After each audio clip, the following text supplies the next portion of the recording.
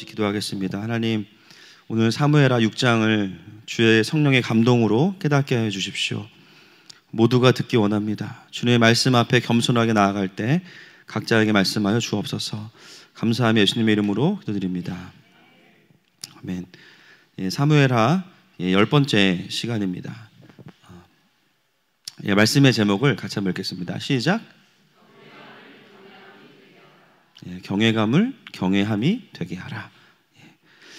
다윗은 이제 통일 이스라엘을 이루고 제일 먼저 한 일이 뭐였죠? 수도를 예루살렘으로 천도를 하고요. 그리고 두 번의 전쟁, 원래 앞에 있었지만 이제 본문의 순서상 블레셋과의 두 번의 전쟁을 이제 치르면서 승리를 하게 됩니다. 두 번째 전쟁은 굉장히 특이했죠. 뽕나무 위에서 행진하는 소리, 삭개오가 아니라 하나님의 군대, 하나님의 군대가 전진하는 소리를 들으면서 이제 다윗이 영적으로 더 채널이 열려요. 그러면서 이제 하나님의 승리를 경험하게 됩니다. 이제 다윗은 이 승리를 통해서 무엇을 경험하게 되냐면요, 이제는 신본주의 국가 이스라엘의 진짜 명실상부한 왕으로서의 모습을 딱 자리매김을 하게 됩니다. 모든 이스라엘이 와, 다윗이 우리의 왕이기 때문에 든든하다, 이제 그런 마음을 갖게 되죠. 그러면 이제 통치를 시작을 하면 되는데 다윗은 거기서 끝나지 않고 또 기다렸다는 듯이 동사가요, 계속 어떤 동사가 쓰이냐면 굉장히 긴급한 동사들만 계속 이제 연결되어서 쓰이고 있습니다. 다윗은 나라가 안정되자마자 제일 먼저 오늘 본문에 보니까 무엇을 찾아오려고 합니까? 법궤를 찾아오려고 하죠. 그 당시에 법궤는 어디에 있었나? 바알레 유다라는 곳에 있습니다. 법궤의 이동 경로를 한번 띄워주시겠습니까? 사무엘상 4장에 보면요, 제일 먼저 이제 엘리 제사장 때 블레셋과의 전쟁에서 법궤를 빼앗깁니다. 그런데 법궤를 가져간 날부터 이제 블레셋은 어떤 일이 일어나요? 법궤가 딱 들어오는 마을은 다 전문용어로 이제 쑥대밭이 되는 거죠. 그렇죠? 막 독종이 일어나고요. 그리고 막 재앙이 오고요. 막 저주가 임하면서 도저히 우리 마을에는 안 된다는 거예요. 발전소도 아니고 이 법궤는 우리 마을은 안 된다. 그러면서 블레셋 안에서 그 법궤가 돌아다니는 마을을 제가 설교한 적이 있는데요, 블레셋의 주요 5대 도시를 돌아다닙니다. 그러니까 완전히 그냥 블레셋을, 이스라엘이 이기지 못하는 것 같은 블레셋을 법궤, 즉 하나님의 통치, 할렐루야, 하나님께서 그냥 1대1로 다 격파하시는 거예요. 그러면서 이제 블레셋이 도저히 법궤를 감당하지 못하니까 이제 소에다가 메어서, 수레에 메어서 보냅니다. 그래서 어디로 오게 되냐면 기럇 여아림으로 오게 됩니다. 그래서 오늘 그 기럇 여아림이 본문에 나와 있는 바알레 유다랑 같은 지명이에요. 그래서 이제 그 경계선상에 딱 와서 몇 년을 있게 되냐면요, 사무엘상 7장 1절에 보니까 20년 동안을 거기서 이제 보내게 됩니다. 20년 동안. 20년 동안을 보내면서 이제 방치가 되게 되는 거죠. 방치가 됩니다. 여러분, 지금 어찌됐건 법궤가 이스라엘 안에 들어왔습니까? 아니면 블레셋 안에 있습니까? 이스라엘 안에 들어왔잖아요, 경계선상에. 그러면 일단은 된 거거든요. 그러면 다윗은 그냥 이제 통치를 시작하면 됩니다. 그런데 그렇게 반응하지 않고 그 법궤를 어디로 모셔오려고 해요? 예루살렘의 성전의 중심부로, 원래의 자리로 가지고 오려고 합니다. 6장 2절 말씀 같이 한번 확인해 보겠습니다. 시작.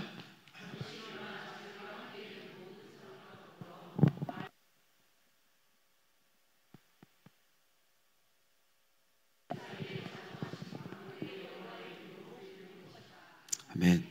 여러분, 여기에 보시면 법궤의 별명이 나옵니다. 그 별명이 뭐예요? 그룹들 사이에 자정하신 만군의 여호와의 이름으로 불리는 거죠.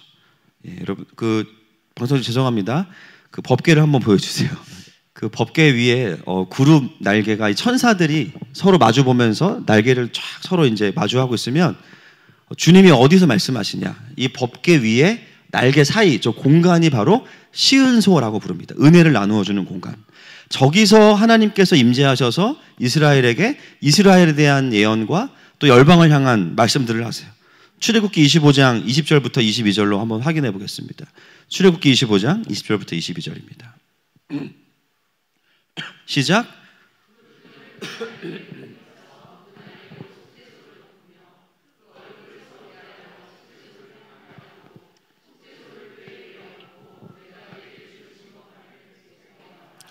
거기서 내가 너와 만나고 속죄소 위, 곧 증거계 위에 있는 두 그룹 사이에서 내가 이스라엘 자손을 위하여 내게 명령할 모든 일을 내게 이루리라.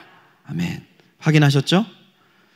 법궤는 단순히 어떤 하나님의 추억이 있는 것을 담아놓은 추억의 박스가 아니라 그 자체가 무엇을 상징합니까? 하나님의 통치와 하나님의 임재예요. 그래서 이스라엘이 항상 전쟁할 때 뭘 들고 나갑니까? 하나님의 통치를 상징하는 법궤를 들고 나가죠. 바로 그곳에서 하나님은 이스라엘에게 말씀하시고 왕으로서 이스라엘을 통치하십니다. 여러분, 그동안 분명히 법궤가 이스라엘 진영 안으로 들어왔잖아요. 그런데 왜 이스라엘의 변두리에 계속 방치되어 있었을까요? 그것은 바로 사울 왕조의 영적인 상태의 현실이었죠. 사울은 겉으로는 하나님이 세운 초대 왕이었고요. 이스라엘은 하나님의 다스림을 받는 백성이라고 명분은 있었어요. 그러나 실제로 하나님께서 말씀하시는 그 법궤는 여전히 이스라엘의 변두리에 방치되어 있습니다. 여러분, 그것이 우리에게 주는 메시지는 너무나 분명합니다. 말씀이 우리의 삶에 어디에 위치하고 있는가? 여러분, 하나님의 법궤는 당연히 하나님의 말씀입니다. 여러분, 우리 또한 하나님의 제대로 된 백성인가를 확인하려면요, 무엇을 살펴봐야 될까요? 우리의 삶에 하나님의 법궤가 어디에 있는지를 보셔야 됩니다. 제가 설문조사는 해본 적이 없지만 단적인 예로, 이게 모든 걸 다 상징하진 않지만, 과연 우리나라에 교회 다니는 분들 중에 주일 외에 성경책을 펼쳐보는 사람이 전체 기독교 인구의 몇 프로나 될까? 꼭 한번 조사해보고 싶어요. 가능하면 많은 인구를 통해서 좀 확실하게 알고 싶습니다. 성경책 주일날 딱 가지고 와서 차 뒷좌석 위에 놓고 주일 되면 딱 와서 산지가 10년이 넘었는데 아직도 새 거야. 심지어 주름도 안 생겼어요. 먼지만 그냥 쌓였다가 이제 털고 다시 와서 약간 어떤 마인드냐면요, 공부는 학교에서만 한다 뭐 이런 마인드예요. 그리고 딱 예배 드리면 은혜 받았다 그러면서 또 어떻게 해요? 차 뒷좌석 위에 딱 올려놓고 주님 다음 주에 봬요. 주님은 뜨거운 차 안에서 계속 열받으시고 또 막 추울 때는 막 덜덜 떠시고 막, 그죠? 자기는 안방에서 따뜻하게 자고 막. 생각보다 많은 분들이 성경책은 주일이나 공예배 때 가져오는 교과서로 생각을 합니다. 내 삶의 문제의 답을 말씀 가운데서 찾으려는 그런 마음에 있는 사람들은 절대로 말씀을 보관만 해둘 수 없어요. 인정하십니까? 절대로 그럴 수 없어요. 심지어 여러분, 어린 아이들을 키우는 엄마들 항상 집에 뭐가 있어요? 응급처치, 닥터 119 이런 거 있잖아요. 그래서 아이들이 아프면 찾아서 막 읽어보죠. 왜 아픈지. 항상 성경보다 더 가까이 있잖아요. 왜 그렇습니까? 그게 아이의 생명과 직결되기 때문이에요. 여러분, 만약에 성경이 나의 인생의 생명과 직결된다면 절대로 성경을요, 책꽂이 한쪽이나 차 뒷좌석에 방치할 수 없어요. 맞습니까, 여러분? 종교인과 그리스도인의 차이를 무엇으로 볼 수 있냐면 내 삶에 말씀이 어디에 위치하고 있느냐. 말씀을 펴는 횟수는 그 사람의 삶을 향한 하나님의 통치와 직접적인 관련이 있는 데이터입니다. 어떤 분들은 이번 주만 내가 말씀 안 받는데 또 어떻게 딱 걸렸네 막 이런 분들 계실 거예요. 한 최근 1년 정도로 평균 내보세요. 지난 한 주만 가지고 하지 마시고요. 말씀을 아예 안 보는 것은 아니지만 내 삶의 한쪽의 경계선상에 그냥 두고 전혀 하나님의 음성을 묻지 않는다면 여러분, 우리는요, 사울의 왕조와 다르지 않습니다. 크게 다르지 않아요. 말은 그리스도인이고 말은 하나님의 백성인데 계속 하나님의 말씀은 내 인생의, 내 삶의, 내 마음의 한쪽 경계선에 그냥 방치되어 있어요. 여러분, 이스라엘의 법궤가 돌아온 지 최소 20년이 지났습니다. 그런데 그 법궤는 계속 그냥 기란 여아림에 방치되어 있는 거예요. 그것은 무엇을 의미합니까? 이스라엘은 다윗이 왕이 되기 전까지 진정으로 하나님의 음성에 귀 기울이지 않았다는 거죠.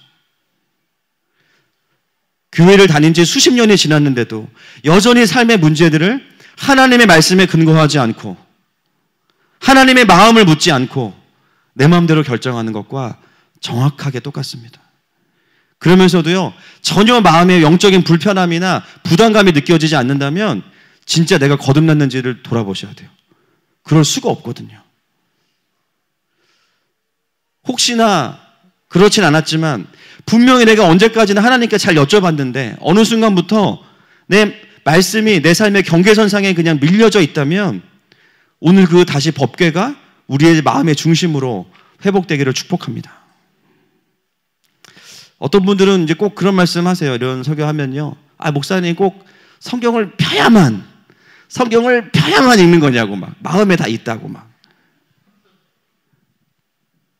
말씀을 내가 대충 알고 있고 말씀을 내가 마음으로 묵상하면 되는 거 아니냐. 말씀을 펴는 것 자체가 율법이 될 수도 있다. 그런 분들은 참 대단한 분들이죠. 정말 말씀을 굉장히 그 신학적으로 자기에게 유리하게 잘 해석하는 분들. 그렇죠? 술 취하지 말라 이는 방탕한 것이니 성령의 충만을 받으라. 술 취하지 말라 그랬지. 먹지 말라 그랬냐고 막. 드세요. 드시고 빨리 처음 가세요. 예, 복수 차고 막 힘들어집니다. 계속. 피토하시고 막 가십시오. 여러분 그 말씀은요, 성령 충만 받으라는 게 핵심이지 술 취하지 말라는 게 핵심이 아니죠. 그 말씀이 완전히 자기에게 유리한 쪽으로만 해석이 되는 분들이 있어요. 예, 놀랍습니다. 예, 뭐 일리가 있습니다. 그런데 여러분 잘 보세요. 다윗은 법궤가 없어도 이미 하나님의 음성을 듣고 있었나요? 못 듣고 있었나요? 듣고 있었죠. 너무나 잘 듣고 있었어요. 그 누구보다 하나님의 음성을 정확히 듣는 사람이었습니다. 그렇다면 다윗이야말로 법궤를 가져올 필요가 없어요. 그런데 다윗은 그럼에도 불구하고 그 법궤를 물리적으로도 변두리에 두지 않고 예루살렘의 중심, 다윗성의 중심인 성전으로 다시 옮겨오려고 합니다. 여러분 이게 무엇을 의미합니까? 본질과 형식은요, 뗄래야 뗄 수 없는 거예요. 본질과 형식은요, 본질이 중요하고 형식은 안 중요해요. 그렇지 않아요. 본질과 형식은 일치될 때 본질이 완성되는 것입니다. 은혜와 은혜를 담는 형식이 일치돼야 돼요. 내가 마음은 주님 사랑하지만 주일날은 못 간다고. 거짓말이에요. 거짓말입니다. 저는 여러분의 마음 필요 없어요. 몸이 오셔야 돼요. 마음 놓고 오세요. 몸만 오세요. 영혼 없이. 저는 그걸 원합니다. 몸이 오면 마음도 오는 거예요. 맞습니까? 여러분 은혜와 본질이라는 거는요, 형식이 없으면 담길 수가 없어요. 근데 언제 이게 완성되냐면요, 은혜와 은혜를 담는 형식이 일치할 때. 지금은 많이 좀 바뀌었지만 한국 사회가 예배 분위기 전체가 어떤 분위기였습니까? 옛날에는 거의 계속 고난주간이었잖아요. 그죠? 계속 예배의 주된 정서는 장례식. 그죠? 주님이 나 때문에 죽으셨구나. 그죠? 어떡하지? 막 그냥 피 묻은 십자가만 보고. 여러분, 주일은 부활 첫날입니다. 맞습니까? 그럼 주일의 핵심은 그 셀러브레이션과 축제예요. 할렐루야. 승리예요. 근데 한국 교회가요, 유교의 문화를 너무 심하게 받아가지고요, 예배 분위기가 장례식장 분위기. 그거는 주님의 막 기쁜 찬양하면서도 인상은 굉장히 이제 쓰죠. 웃으면 큰일 나고. 왜 그렇습니까? 은혜와 은혜를 표현하는 형식이 일치하지 않아요. 기쁜데 전혀 기쁨을 드러낼 수 없어. 기쁜 찬양하다 박수 치면 막 쳐다보고. 저희 교회는 안 그러지만. 참 신기한 건 뭐냐면요, 야, 구원의 기쁨을 저렇게 참고 저렇게 무표정으로 찬양하는 분들은 진짜 독하신 분들이에요. 그거 어떻게 가능하죠? 여러분 가능하십니까? 지금 로또가 됐어요. 이제 예배 끝나고 찾으러 가야 돼요. 그럼 여러분 예배 중에 어떤 표정이실 것 같아요? 내가 3년 동안 기도한 그 형제가 내 고백을 받아줬어. 죄송합니다. 그 자매가 고백을 받아줬어. 그러면 예배 때 어떠시겠어요, 여러분? 주님 막 내려오시잖아요. 그렇죠? 그러면 막 목사가 설교를 이상하게 해도 막 아멘이 튀어나오고 그래야 되잖아요. 여러분 우리가 구원받았습니다. 할렐루야. 주님이 우리 아버지세요. 그런데 예배 중에 어떻게 무표정으로 있을 수가 있을까요? 그분은 정말 대단한 분입니다. 도박계에 유명한 아주 전설이 될 수 있는 분이에요. 포커페이스로 아주 놀라운 거예요. 기쁜 것을 기뻐하는 것이 당연한 거죠. 아멘이십니까? 감사한 것을 감사하는 것은 건강하고 자연스러운 거예요. 은혜와 은혜에 대한 표현은요, 일치될 수밖에 없어요. 여러분 신앙은 삶에서 일치되고 표현되어질 때 더 진실되고 강력한 은혜로 나아가는 것입니다. 반면에 애통할 때에는요, 애통해야 할 수 있어야 돼요. 슬픈데 교회 와서 아무 일 없는 척 하지 마세요. 다 알아요. 멀쩡한 척 하지 마세요. 이미 울고 계시잖아요. 그죠? 괜찮아요. 눈물이 막 계속 떨어지면 괜찮대요. 여러분, 우리의 은혜와 은혜에 대한 표현이 일치될 수 있기를 축복합니다. 다윗은 법궤를 방치하는 것이 아니라 그것을 가지고 오는 것이 그 은혜에 대한 정확한 일치라는 것을 알고 있었어요. 그것이 하나님 나라의 통치 구조가 완성되는 것이죠. 근데 문제는 뭐냐면요. 여기까지는 참 좋았는데, 그렇죠? 이제 여러분, 우리가 알고 있는 그 사건이 벌어집니다. 어떤 분들은 좀 이해가 안 되실 수도 있어요. 뭐야, 다윗이 정말 선한 마음으로 정말 주님 사랑하고 당연히 법궤는 예루살렘 중심부에 와야지. 근데 왜 우사가 죽었을까? 법궤를 운반하는 과정에서 굉장히 큰 사고가 발생합니다. 6절과 7절 말씀 읽겠습니다. 본문 시작.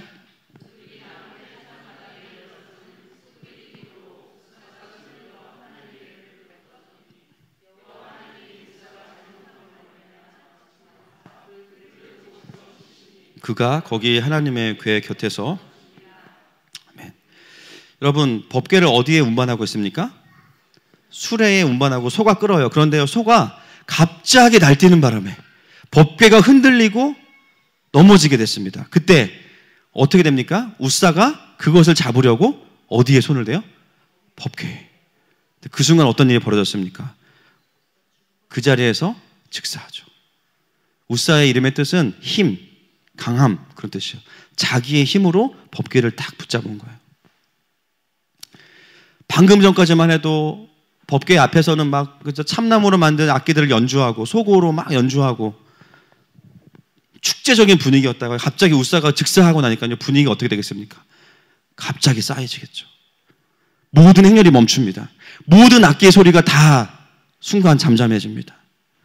무엇이 문제였을까? 기도가 부족했을까? 법궤를 옮기는 수레가 주님 보시기에 별로였나? 심지어 한 번도 쓰지 않은 새 수레라고 말했는데 우사는 왜 죽었을까? 손이 더러웠나? 다 회개하지 못한 죄가 있었나? 물론 그런 부분도 있었겠죠. 아니, 그럼 그냥 떨어지는 법궤를 그냥 두는 것이 하나님의 뜻이었을까? 이 사건 앞에서 우리는 굉장히 많은 의문점들이 막 쏟아져 나옵니다. 어떤 학자들은요, 우사 개인의 죄의 문제가 있었을 것이다 라고 말하는 학자들도 상당히 많은데요. 여러분, 만약에 그런 것이 맥락이라면 이 사건은 어떻게 흘러가야 될까요? 마치 여호수아의 아간과 같이 흘러가야 됩니다. 공동체가 전체가 다 아이성 전투에서 패배하고 왜 그런가를 하나님께 물어봤을 때 아간의 죄가 드러나죠. 만약에 우사 개인의 죄가 있었다면 반드시 본문에서 누구의 죄가 드러나야 돼요? 우사의 죄가 드러나야 돼요. 근데 본문의 카메라는 우사 개인의 죄를 다루지 않습니다. 그것은 뭐냐면 이 우사가 죽은 문제는 개인의 거룩의 문제만은 아니라는 거예요. 보다 근본적인 메시지가 본문 안에 있다는 거죠. 답은 항상 본문 안에 있습니다. 오늘의 본문이 어디를 많이 촬영하고 있는지를 보셔야 돼요. 오늘 본문의 카메라는요, 법궤가 원래 있던 장소나 안치된 모습을 비춰주는 것이 아니라 주된 내용이 어디냐면 법궤가 운반되어져 오는 과정을 계속해서 보여줍니다. 두 번에 걸쳐서 운반됐죠. 처음 바알레 유다에서 옮겨지는 모습, 그리고 오벳 에돔의 집에서 옮겨지는 모습. 두 가지를 비교할 필요가 있어요. 여러분, 처음 수레가 옮겨지는 장면과 두 번째 옮겨지는 장면의 가장 큰 차이점을 발견하시면 됩니다. 전에 우리 민규 목사님이 미로 찾기였나? 제목이. 그죠? 저는 오늘 틀린 그림 찾기. 첫 번째 옮겨지는 수레의 모습과 두 번째 옮겨지는 수레의 모습에서 뭐가 다릅니까, 여러분? 법궤를 옮기는 방식이 달라졌어요. 여러분, 그것이 오늘 본문이 우리에게 보여주고 있는 것입니다. 첫 번째 방식은 당연히 하나님의 방법이 아니었던 거죠. 두 번째 방법은 하나님의 방법이었던 거예요. 첫 번째 방법은 그러면 대체 왜 이런 방식으로 법궤를 옮겼나? 사무엘상 6장으로 한번 거슬러 올라가 보겠습니다. 6장 6절부터 9절 시작.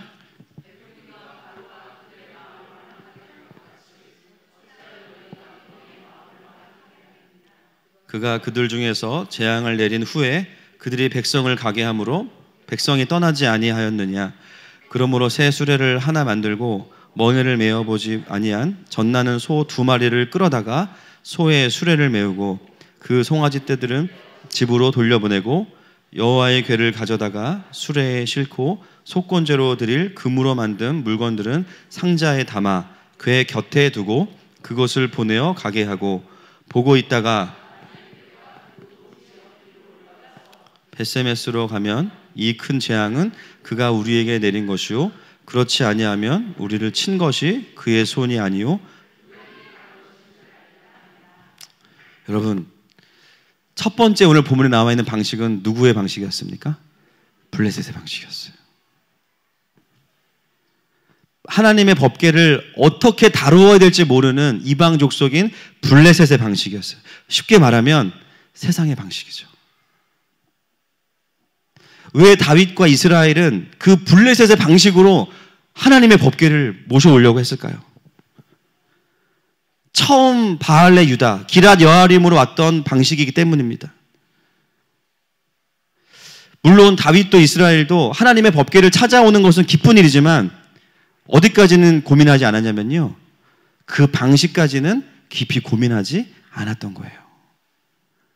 제가 어렸을 때 저희 어머니가 저에게 두부를 사오라고, 제가 서유리 만날 때 이제 심부름을 시키셔서 동네에 가서 두부를 사왔는데요, 엄청 혼났어요. 결과적으로 이유는 단순합니다. 제가 두부를 처음 샀어요. 그때 샀는데 이게 이제 촉감이 좋은 거예요.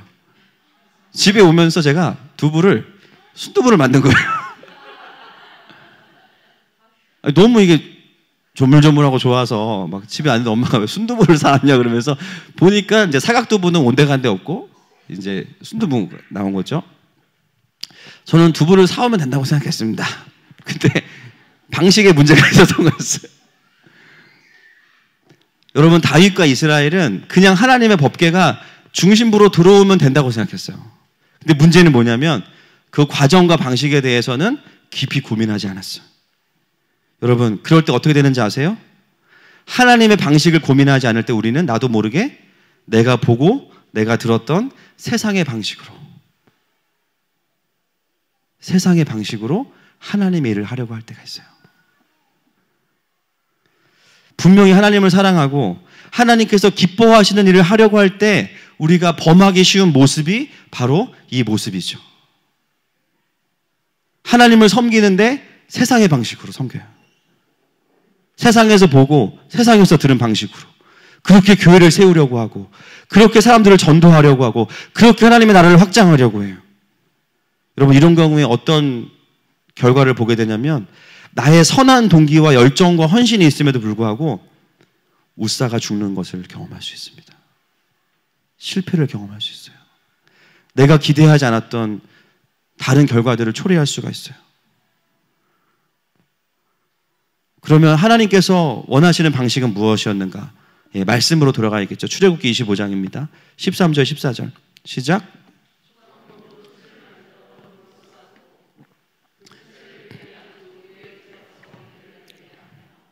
하나님의 방식은 뭐냐면 언약궤가요, 채가 있어서 채를 들 수 있도록 만들었고요. 민수기 7장 9절 한번 읽어보겠습니다. 시작.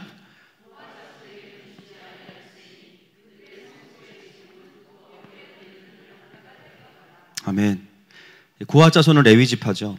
레위지파 중에요, 언약궤를 어깨로 매는 것만 하는 일을 하는 자손들이 있는 거예요. 이게 얼마나 중요하면, 사진을 좀 보여주십시오. 법궤를 맨 모습을 제가 가서 찍어왔습니다. 타임머신 타고 저렇게 가는 거예요. 원래 법궤는 수레에 실려서 가는 게 아니라 제사장들이 굉장히 얼마나 수고스럽고, 그렇죠? 번거롭겠어요. 또 한쪽으로 매면 막 담도 올 거고, 그렇죠? 자리 바꿀 수 있는지 모르겠습니다. 하여튼 한번 매면 하나님이 그만할 때까지 계속 가야 돼요. 그러니까 얼마나 어렵겠습니까? 제가 아무리 생각해봐도요, 구약시대의 제사장들은 힘들었어요. 맨날 소 잡고 양 잡고 피 뿌리고 태우고, 지금 얼마나 고상해요. 설교만 하면 되잖아요. 그렇죠? 그때 얼마나 힘들었을까. 저렇게 이제 법궤를 메고 움직이는 거죠. 하나님의 법궤는 탈 것에 실려가는 방식이 아니라 구별된 제사장들이 어깨에 메고 굉장히 불편하고 힘들어도 사람이 메고 가는 방식으로 가는 것이 하나님의 법이에요. 여기서 우리가 또 고민해 봐야겠죠. 왜 하나님은 우리가 편하게 가는 걸 싫어하실까? KTX 딱 태워가지고, 그죠? 1시간 만에 딱 그냥 서울로 보내면 되는데 왜 저거를 들고 가라고 하실까? 그 긴 거리를. 훨씬 수레로 옮기는 게 효율적이고 편한데 왜 이렇게 번거로운 방법을 쓰라고 하실까? 왜일까요, 여러분? 이것이야말로 하나님을 경외하는 삶의 훈련이기 때문입니다. 물론 법궤가 하나님은 아니에요. 맞죠? 그럼에도 불구하고 아까도 이야기했지만 성경책에 대한 태도가 주님에 대한 태도다. 법궤에 대한 태도가 바로 하나님을 향한 태도예요. 경외함으로 열매를 맺기 위해서는요, 뭐가 필요하냐면 삶에서의 실제로 그렇게 살아내는 훈련이 필요합니다. 정성스럽게 제사장들이 옮기는 그 수고를 통해서 하나님을 경외하는 마음이 하나님을 경외함으로 바뀌는 거예요. 마음이 행동으로 바뀌는 거예요. 경외감은 뭘까요? 하나님을 향해 경외하는 마음이 있는 게 경외감이죠. 경외함은 그것이 삶에서 구체적으로 표현되어지고 행동이 되어질 때 우리는 그것을 뭐라고 부르냐면 경외함이라고 부릅니다. 경외감이 일어나면요, 순종을 통해서 경외함의 열매를 맺게 돼 있어요. 많은 그리스도인들이요, 감사한 것은 뭐냐면 경외감은 많으세요. 축복합니다. 경외감은 많으세요. 그런데 실제로 많은 경우 그 경외감이 경외함으로 가지 못하는 분들을 보게 돼요. 그냥 법궤가 이스라엘의 수도인 예루살렘으로 왔으면 좋겠다. 그냥 빨리 주님 오셨으면 좋겠다. 내가 주님을 위해서 좀 잘 살았으면 좋겠다. 마음은 막 가득해요. 근데 그것은 그냥 되는 것이 아닙니다. 뭐가 필요하냐면요, 하나님의 방법으로 경외함의 모습이 있어야 되는 거예요. 하나님 나라의 온전한 모습이 완성되기 위해서는 법궤가 이스라엘의 중심부로 들어와야 되는데요, 그 법궤가 어떻게 들어올 수 있냐면 경외감만으로는 안 되는 거예요. 마음만 먹는다고 되는 게 아니에요. 경외함에 있는 행동을 통해서 법궤가 들어올 수 있는 것입니다. 다윗과 이스라엘은 경외감은 충만했지만 실제로 경외함이 뭔지는 몰랐죠. 왜 그렇습니까? 너무나 오랫동안 경외함을 살아보지 않았기 때문이에요. 이스라엘이 어떻게 법궤를 옮기는지 까먹었어요. 법궤가 더 깊이 들어와야 된다는 것은 알지만 어떻게 법궤가 들어와야 되는지 방법은 너무 오래돼서 아는 사람이 없으니까요, 그냥 블레셋의 방식으로 옮기는 거예요. 하나님의 방법을 존중할 생각을 하지 못한 거죠. 많은 그리스도인들이 구체적으로 살아내보지 않았기 때문에 실제로 어떻게 내가 하나님을 경외할 수 있는지를 잘 모를 수 있습니다. 마음은 있는데. 오늘은 그 부분을 볼 겁니다. 그래서 어떤 일이 벌어지냐면요, 나는 경외감이 있어요. 그런데 우사가 계속 죽어요, 삶에서. 뭐지? 너 하나님 경외하는데? 너 예배를 이렇게 뜨겁게 드리는데? 왜 내 삶에 이런 우사가 죽는 일들이 벌어지지? 각자에게 다 다르겠죠? 스스로의 딜레마에 빠집니다. 은혜가 없는 것도 아니에요. 큐티하면 하나님의 음성이 들려요. 근데 왜 이러지? 온전한 하나님 나라의 통치 구조가 내 삶에 완성되어 있지는 않아요. 왜 그렇습니까? 경외감이 경외함으로 열매를 맺지 못하고 있기 때문입니다. 오늘 이 부분에 돌파가 있을 것입니다. 답을 말씀드리면요, 경외감이 경외함으로 열매를 맺지 못하는 이유는 한 가지 이유예요. 다윗은 또 이스라엘은 이것을 간과했기 때문이에요. 그걸 뭐라고 부르냐면, 따라합시다. 영적인 무지함. 영적인 무지함. 몰라서 그런 거예요. 몰라서. 알았으면 안 그랬겠죠. 몰랐기 때문이에요. 모르는 게 죄냐? 오늘 본문에 보니까 죄네요. 영적인 무지함과 영적인 둔함은 경외감마저도 잃어버리게 합니다. 다윗이 그렇게 기뻐하면서 막 법궤를 가지고 오다가요, 우사가 죽어버리니까 어떻게 돌아가요? 분노하면서 돌아가죠. 본문에 보세요. 기쁨과 하나님을 경외하는 마음 다 잃어버립니다. 그 선한 열정과 사랑을 한순간에 날려버리죠. 여러분, 무지함은 죄가 됩니다. 로마서 1장 28절 29절 쭉 읽어보겠습니다. 시작.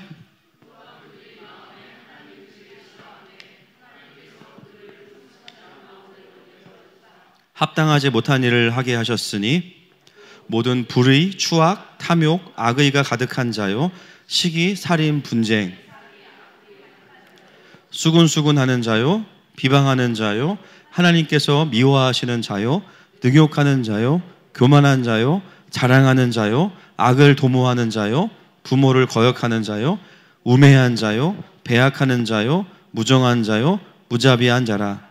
그들이 이 같은 일을 행하는 자는 사형에 해당한다고 하나님께서 정하심을 알고도 자기들만 행할 뿐 아니라. 아멘. 긴 말씀을 읽었지만 여기에 보면요, 우매한 자가요 영적인 무지하다는 것이죠. 우매한 자, 이해력이 없다라는 거예요. 더 알려고 하지 않는 자. 하나님 저는 몰랐어요, 이렇게 말할 수 없다라는 거예요. 여러분, 로마서가 무엇을 말하냐면요, 하나님이 계신 것을 안다면 절대로 가만히 있을 수 없다라는 거예요. 맞습니까? 아, 존재하시는구나, 감사합니다, 끝. 이럴 수 없다라는 거예요. 그건 죄라는 거예요. 지난주에 저희 교회에 굉장히 그 장기전에 들어갔던 분이 이제 아군이 됐어요. 쉽게 말하면 예수님을 영접하셨는데, 저희 교회에서 예배한 지는 한 2년 정도 되셨고, 또 그 전에 제가 정확히 몇 년 동안 교회를 다니셨는지 모르겠어요. 10년 이상 제 교회를 다니던 형제 한 분이 예수님을 인격적으로 영접하셨어요. 대화 가운데 하나님께서, 성령님께서 그 형제의 마음을 굉장히 많이 바꾸셨어요. 근데 그 형제가 어떤 마음으로 예수님을 영접했냐면, 그 전까지는 하나님은 계신다, 근데 거기서 끝이에요. 그냥 계시겠지 뭐. 대화 가운데 무엇을 하나님께서 마음에 주셨냐면, 계시는 걸 안다면 이렇게 있을 수 없구나. 다 이해되진 않지만 이제는 3인칭이 아니라 주님과의 관계 안으로 한 발짝 나아가겠다. 51%. 그런 2%를 넘어내는 고백의 차원에서 본인이 영접 기도문을 읽으시더라고요. 이거 읽으면 되냐고. 읽어야 된다고. 읽었어, 본인이. 셀프로. 읽더니 계약서 쓴 거죠? 그러시고 가시더라고요. 자신을 이제 무지함에 두지 않기로 결정한 거죠. 할렐루야. 어떻게든 주님이 계신 것을 아는 사람들은 그 주님을 알기 원하고 주님의 마음을 알기 원합니다. 그래야 우리에게 유익이죠. 여러분, 영적인 무지, 영적인 방관은 타락한 피조물된 인간의 깊은 죄성입니다. 나는 교회는 다니는데 주일만 갈 거야. 나는 그냥 주일 예배만 드릴 거야. 더 깊이 알고 싶지 않아. 여러분, 이런 태도가 뭐예요? 영적인 무지함이에요. 영적인 우매함이에요.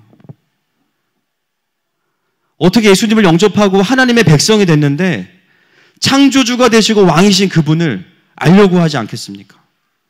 하나님을 믿지만 하나님의 백성은 어떻게 살아가야 되는지를 왜 궁금해하지 않죠? 그 태도가 뭐예요? 죄인 거예요. 수많은 성도들이, 수많은 종교인들이 영적인 무지의 죄 가운데 묶여서 더 하나님 안으로 들어오지 못하고요, 굉장히 젠틀하게 신앙생활하면서 죄송하지만 영생과는 상관없는 삶을 살아가는 분들이 너무나 많습니다. 그래서 인생에서 어떤 일이 벌어지냐면요, 계속해서 웃사가 죽는 거예요. 어떤 실패나 징계들, 영적인 무지함 때문에 일어나고 있을 수 있습니다. 근데 우리는 이게 해석이 되지 않으니까 내가 주님을 사랑하고 경외하는데 왜 이런 실패들이 있지?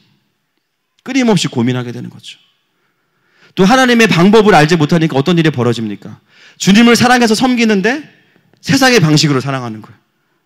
아유, 어떻게든 뭐 내가 돈만 많이 벌어서 헌금 많이 하면 되는 거 아니야? 11조 많이 하면 주님 좋아하시겠지 뭐. 그러면서 어떻게 해요? 세상의 방식으로 돈을 법니다. 불법을 통해서. 하나님께서 기뻐하시지 않는 걸 통해서 돈을 벌어요. 아니, 어떻게든 좋은 학교만 들어가면 하나님도 좋아하시겠지. 그러면서 어떻게 합니까? 세상의 방식으로 아이들을 푸시해서 공부시키죠. 하나님의 인도하심과 부르심은 전혀 관심이 없어. 아이들을 경쟁과 다툼 속에 계속 집어넣고 어떤 일이 벌어집니까? 웃사가 죽어요. 하나님이 사랑하는 백성은요, 반드시 웃사가 죽어야 됩니다. 그게 은혜입니다. 그것이 영적인 브레이크죠. 진짜 하나님이 버리신 자녀가 아니면요, 진짜 하나님의 백성이고 자녀면 영적인 무지함으로 살아가도록 하나님이 그냥 두시질 않아요. 반드시 실패를 통해서라도, 웃사가 죽어서라도, 좌절을 통해서라도 깨닫게 하시죠. 제가 이 본문을 다시 묵상하고 보니까요, 웃사 한 명만 죽은 건 진짜 은혜예요, 은혜. 진멸당할 일입니다, 이것은. 그럼 우사가 희생양이냐? 아니에요. 분명히 개인의 죄가 있었을 거예요. 하나님 공의로우시기 때문에. 할렐루야. 그럼에도 불구하고 우사의 죽음을 개인의 죽음으로 묻어두는 것이 아니라 공동체에 대한 메시지로 우리에게 사무엘하는 도전하고 있는 것이죠. 오늘 우리 가운데 영적인 무지가 있다면 떠나가게 될 것입니다. 깨어나게 될 것입니다. 여러분, 하나님은 이 문제에 있어서는요, 절대로 양보가 없으세요. 하나님 나라의 백성이 자기의 왕의 왕권을 인정하지 않으면 그 나라는 이미 무너진 겁니다. 하나님 끝까지 이거 여러분에게 훈련시키실 거예요. 저도 마찬가지죠. 감사한 건 뭐냐면 오늘 본문이 우사의 죽음으로 끝나지 않아서 너무 다행이에요. 우사가 죽으면서 어떻게 되냐면요, 법궤가 다윗성으로 오는 계획이 중단이 되죠. 다윗은 분노하면서 돌아갑니다. 그리고 그 법궤는 이제 어디로 갑니까? 본문에 보세요. 누구에게 가죠? 오베데돔. 거기서 몇 개월 동안 있습니까? 3개월. 여기서부터 이제 반전이 일어납니다. 분명히 우사가 죽임을 당했죠. 그러면 오베데돔도 죽어야 돼요. 근데 여러분 11절 보세요. 11절. 시작.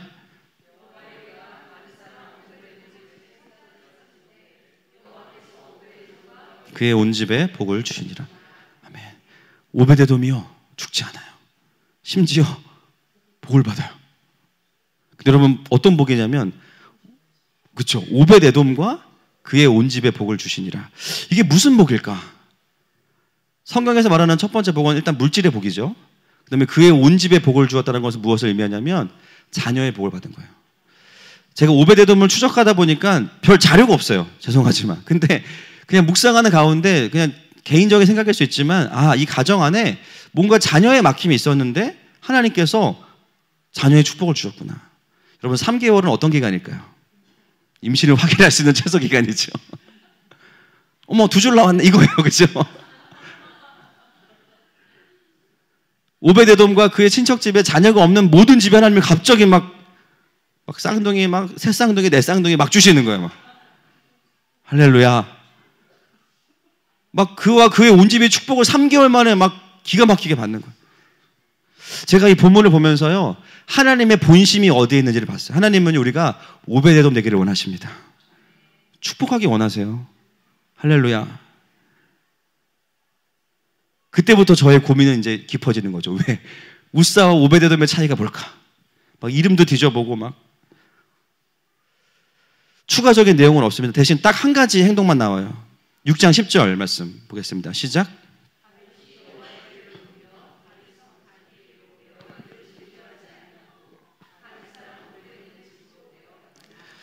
오베데돔이 한 것은 사실 없는데요, 어떤 학자가 이렇게 해석을 했습니다.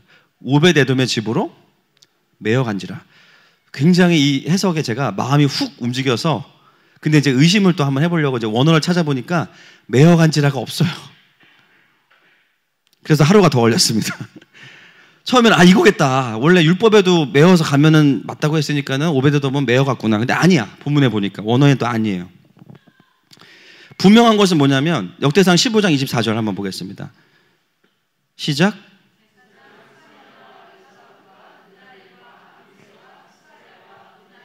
엘리에셀은 하나님의 궤 앞에서 오베데돔과, 분명한 건 뭐냐면 오베데돔은요 레위인인 거예요. 그건 확실해요.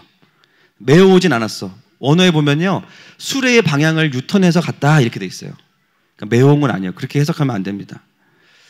어떤 분들은 가드 사람이라 그래가지고 블레셋 사람이라고 생각하는 분들도 있는데요, 이 가드는 가드 헤벨이라는 그 이스라엘의 또 다른 지명입니다.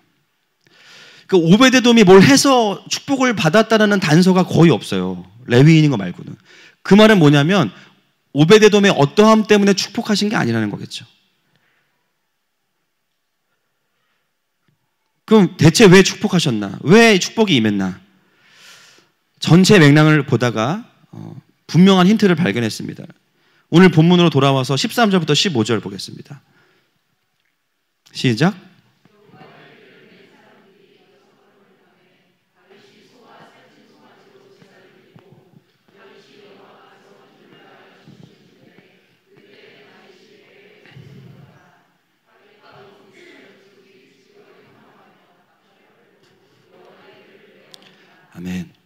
본문에서의 변화는 다윗에게만 있거든요. 법궤를 매는 방식을 깨달았죠. 그 차이가 발생한 거죠. 자, 그러면 3개월 동안 무슨 변화가 있었을까? 답은 하나입니다. 다윗이 깨달은 거예요. 다윗은 3개월 동안 뭐 했을까요? 다시 율법을 받겠죠. 야, 뭐가 잘못됐냐? 기도해보자. 하나님의 말씀을 다시 찾아보자. 그러면서 회개와 돌이킴이 있었을 거예요. 아니, 그거 목사님의 추측 아닙니까? 아닙니다. 역대상 15장 2절과 3절 보겠습니다. 2절 3절 시작.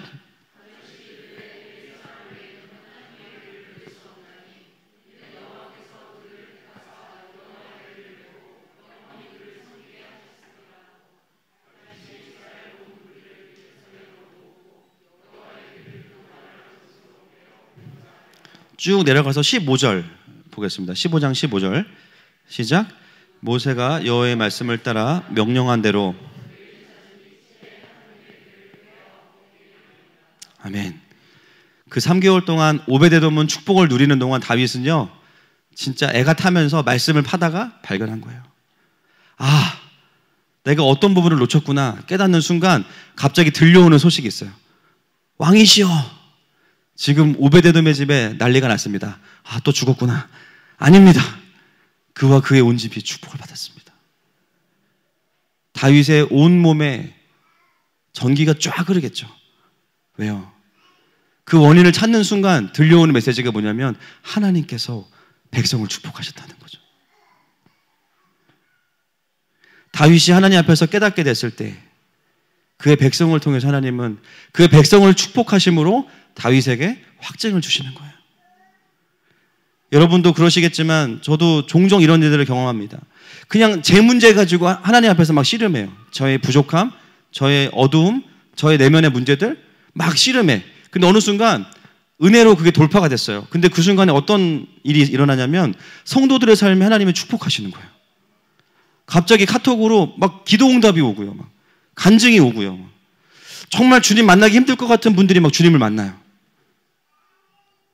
물론 그 영혼을 향한 하나님의 계획이 이루어진 것입니다. 그러나 그 메시지는 저에게 어떤 의미가 있냐면요, 제가 하나님 앞에서 돌파하고 깨달은 것에 대한 하나님의 확증이에요. 그거 맞다.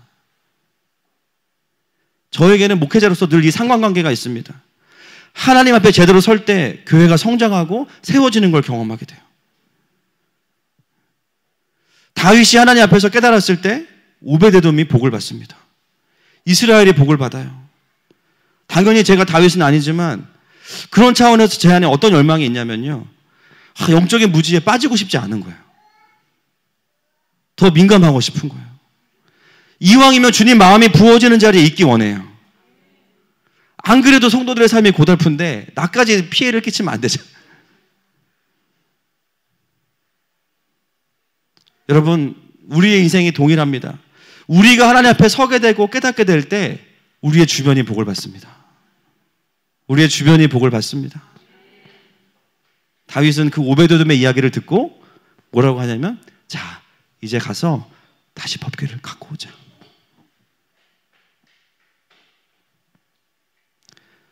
그리고 이제는 하나님의 방법으로 법궤를 가지고 옵니다. 굉장히 수고스럽고 8km를 걸어와야 되거든요. 굉장히 수고스럽지만 그러나 이제는 감수하고 하나님의 방법으로 하나님의 임재를 모셔오자. 하나님께서 그 법궤의 행렬을 굉장히 축복하시고 기뻐하세요. 사랑하는 여러분, 하늘이 열릴 때 땅이 열립니다. 뜻이 하늘에서 이룬 것 같이 땅에서도 이루어지이다. 하나님 앞에 바르게 설 때 하나님은 삶 속에서 그것이 맞다라고 확인시켜 주시는 거예요. 그 하나님의 확인시켜 주시는 통로가 뭐예요? 대부분이 축복이에요. 저는 우리 성도들의 삶에 오베데돔의 가정에 임한 그 축복이 하나님의 확증으로 임하기를 축복합니다. 예배 가운데 그냥 한 가지 깨달았는데 하나님이 너무 큰 축복을 주시는 거예요. 와, 지금 내 삶이 엉뚱한 데 가 있었구나. 내가 하나님의 방법이 아닌 것으로 하나님을 섬기려고 했구나. 그거 하나 깨달았는데 하나님께서 뜻밖의 축복을 주시는 거예요. 바로 다윗과 그의 백성들이 영적인 무지에서 깨어났음을 주님 말씀하십니다. 그러면서 마지막에 누가 등장해요? 미갈이 등장하죠. 분위기 안 좋게 끝납니다. 미갈이 바울 보고 이제 왕이시여 채통을 지키소서 그러면서 막 갈구죠. 미갈이 누구의 딸입니까, 여러분? 사울의 딸입니다. 기가 막힙니다. 그러면서 오늘 본문의 결론은 뭐냐면요, 사실은 저주예요. 6장 21절부터 23절 같이 읽겠습니다. 시작.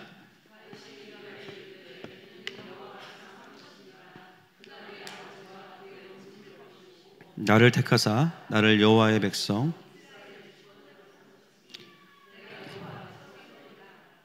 내가 이보다 더 낮아져서 스스로 천하게 보일지라도 내가 높임을 받으리라 한지라. 그러므로 사울의 딸 미갈이 죽는 날까지, 아멘. 오베데돔은 엄청난 자녀의 축복을 받았는데 미갈은 죽는 날까지 자식이 없어요. 여러분, 미갈이 어떤 사람일까요? 미갈은 예배에 대한 방관자입니다. 예배 중에 예배를 누리면서 반응하는 사람이 있는가 하면 어떤 사람들은 예배하는 사람들을 판단하는 사람들이 있어요. 저 사람은 왜 저래? 저 사람은 왜 이렇게 늦게 와? 저 사람은 왜 저렇게 주보만 보고 있어? 본인 예배 안 드려. 저 사람 왜 저렇게 화음을 넣어? 저 사람은 왜 이렇게 왔다 갔다 해? 저 사람은 왜 이렇게 박수를 쳐? 예배 리서처, 그죠? 예배를 관찰하고 방관자. 오늘 본문은 한 번 더 우리에게 강조하죠. 한 번 더 강조합니다. 결국 미갈도 어떤 사람이냐면요, 영적인 무지 가운데 있는 사람이에요. 놀랍게도 그는 사울의 딸이죠. 미갈은 아빠로부터 영적인 안목을 배운 게 전혀 없어요. 하나님이란 이름은 알았지만 정말 그분을 경외하는 게 뭔지 아빠를 통해서 본 적이 없어요. 형식은 다 있어. 그런데 정말 하나님을 경외하는 게 뭔지를 아빠를 통해서 본 적이 없어요. 오히려 하나님의 이름으로 자신의 욕심을 채우고 실제로는 경외하지 않는 모습들을 보았습니다. 그 결과가 오늘 미갈에게서 보여주고 있는 거죠.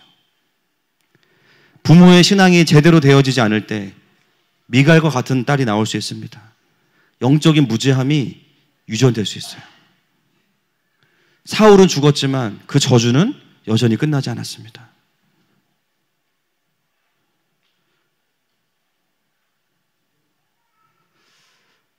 오늘 우리의 영적인 무지함이 있다면 더 깨어나기를 축복합니다. 말씀을 정리하겠습니다. 다윗과 이스라엘은 경외감으로 법궤를 옮기고자 했고요. 그러나 그들은 경외함을 잃어버렸기 때문에 하나님은 그들을 멈추게 하셨죠. 그러나 그 영적인 무지가 깨어졌을 때 다시 하나님 나라의 통치의 구조가 완성이 되면서 오베데돔의 축복을 회복합니다. 여러분, 오늘 주님께서 여러분에게 똑같은 걸 묻고 계세요. 너가 나를 얼마나 경외하는지를 안다. 그런데 조금만 더 삶에서 훈련했으면 좋겠다. 구체적으로 나보다 앞서지 않고 내가 너에게 가르치는 대로 네가 나를 따라왔으면 좋겠다. 시간에 함께 그 주님의 음성 앞에 겸손하게 나아가십시다.